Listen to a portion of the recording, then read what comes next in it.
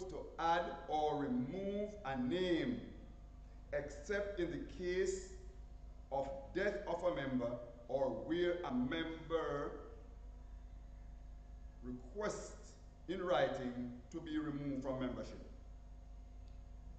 So, the church clerk cannot drop any name from the record. That is the responsibility of the church at a duly called members meeting. So if I am the pastor, I can't just turn up here this evening and say, Brethren, okay, we have a name and it needs, no. It must be a meeting where the members are called, formally called meeting. No scarum thing. Now if a member dies, the clerk is supposed to know the date of death and record it beside the name of the individual, and that person's name would be removed from membership. Okay? Now, a member may decide that they don't want to be a member of the church any longer. So they can write and request that their names be removed from the record. In that case, it does not require a vote from the church. All right? When a member dies, the clerk will record the date of death in the membership record. When a member submits a written request to the church board to be removed from membership, the clerk will record the action of the board. The clerk handles correspondence between members and churches in the transfer of membership. The clerk should try to keep in touch with absent members. Oftentimes, because we don't understand, individuals are pressured to go find. The clerk is responsible for keeping in touch with absent members. It is not to say you are not to visit, but it is not your responsibility. Deacons will do visitation, we learn, but the clerk must touch base with those members who are not attending church. Should try to make attempt. Good. The clerk, on authorization of the board, promptly notifies the conference of delegates elected to represent the church at conference session using blanks or forms provided by the conference. The clerk must promptly furnish report requested by the conference. Some are quarterly, others are annual. It is essential that reports be sent to the conference secretary within the time specified because they are important for the accuracy of reports prepared by the organization of the World Church. So when things are sent out to send back to the conference, these things need to get back to the World Church, the General Conference, so they can know what is happening in the local field.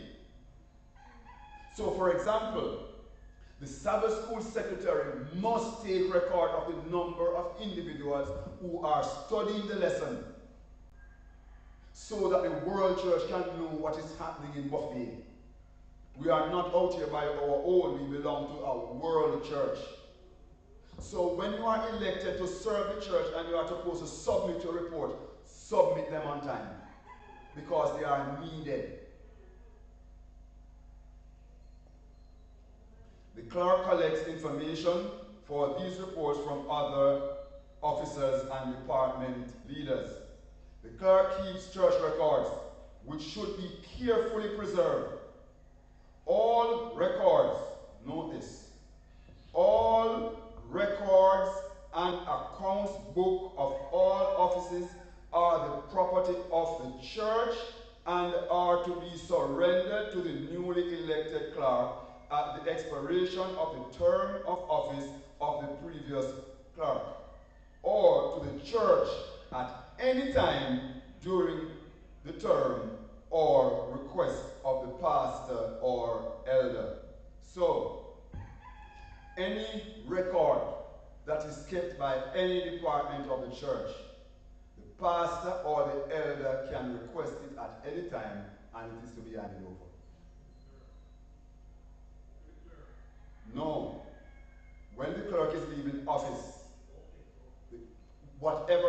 they have must be handed over to the other one.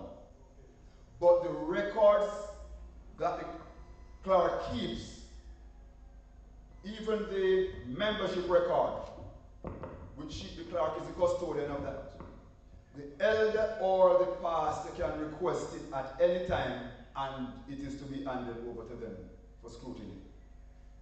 Same thing with the treasurer. All right?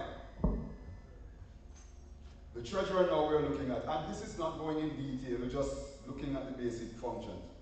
Because of the important function of the treasurer, it is wise to choose one who can be re-elected.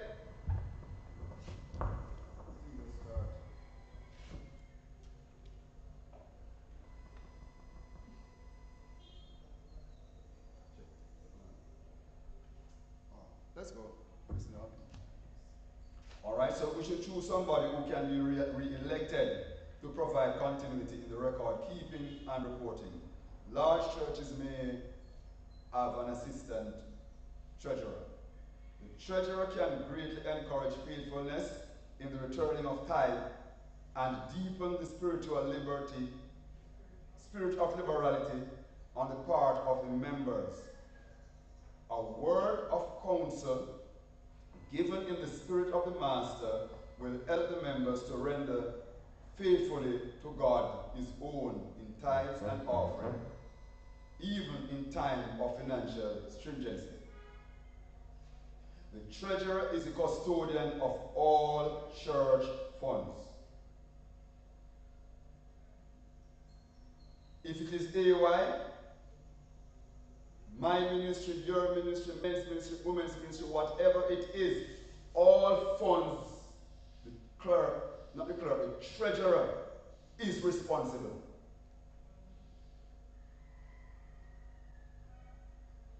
And let me say this, no department is permitted to solicit any fund without authorization from the church board. And it must be presented to the church also, so the church can be aware that Brother Jackson is going to be assisting somebody and he's going to be asking for assistance. This is not done because the church is wicked. But Brother Jackson could get up one day and decide, say, I want a new pair of shoes.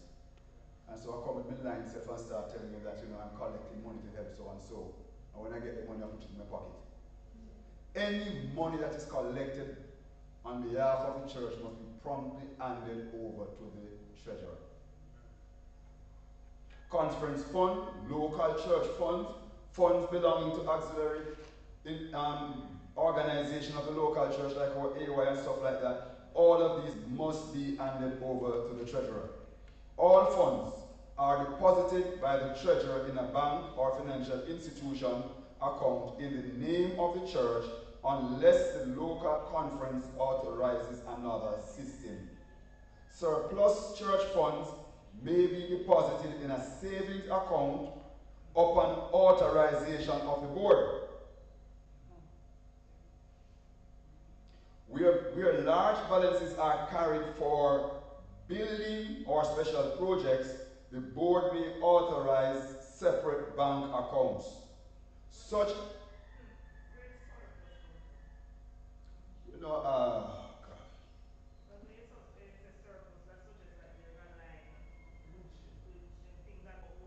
no, let's say we have more offering than our expense demand. Situation like that. Let's say for the upkeep of a church for the month we need $100,000. But we realize that we have $500,000 on our hands. It's in that situation. Such accounts, however, shall be operated by the treasurer and reported to the church along with all other church funds. And this is why members' meeting is important, because the treasurer needs to inform the church as to what is happening to the money. It is not a church down the road where the pastor put the money in his pocket. This is an organized church.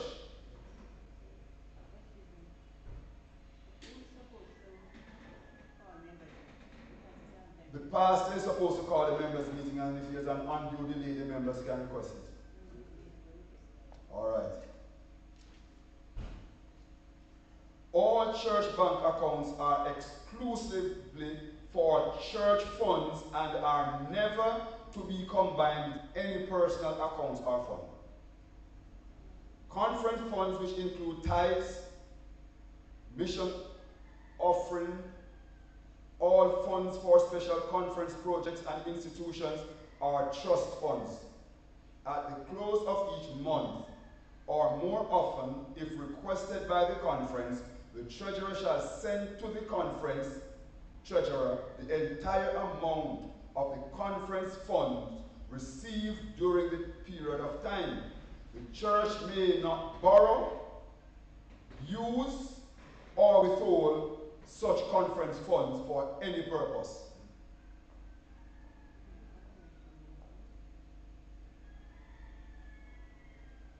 The church does not have the authority as a church to withhold the tithes and not send it to the conference. It must be sent off with all other funds that belong to the conference. All Sabbath school offerings are to be passed over weekly to the treasurer by the Sabbath school secretary. But yes, the Sabbath school secretary, treasurer. The treasurer keeping a careful record of all such offerings. These mission funds are transmitted to the conference office as outlined above. Sabbath school expense funds are held in trust, subject to the orders of the Sabbath school council to meet the routine expense of Sabbath school. So it is not the treasurer who is responsible to say what Sabbath school needs. The Sabbath school council must be aware of the needs of the Sabbath school to make requests to the treasurer so that funds can be released.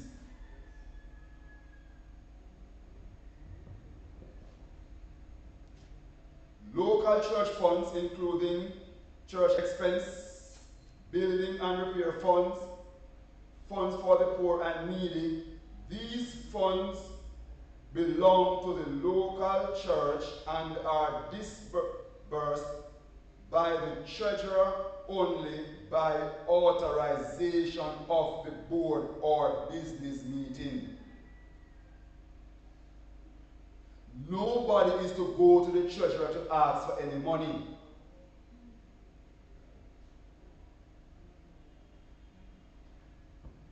I am saying this because I have seen it done in the past.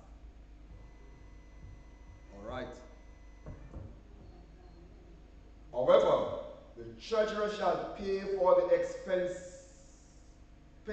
expense fund all bills for local expense that have been authorized by the church board. And let me just, where's Micah? Is this thing recording? Is this thing online? Could you just take it off the line for me, please? Fold it up and put it in a drawer. Just take this offline a bit for me and put it in a drawer. I want to have those people online, excuse me a little here. Need to blow my nose, so I want to be excused so I can do that without causing anybody indigestion. People are just coming from lunch. Tell me when you're offline.